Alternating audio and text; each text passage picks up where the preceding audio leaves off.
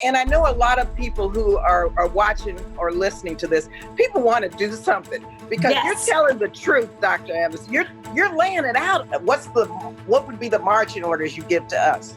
Organize, organize, organize. In one person, no vote. I look at Alabama, and in that special election in 2017 for senator, you saw the NAACP, the League of Women Voters, the National Black Panhellenic Council, vote writers, Civic Society engaging and looking at every one of the methods of voter suppression.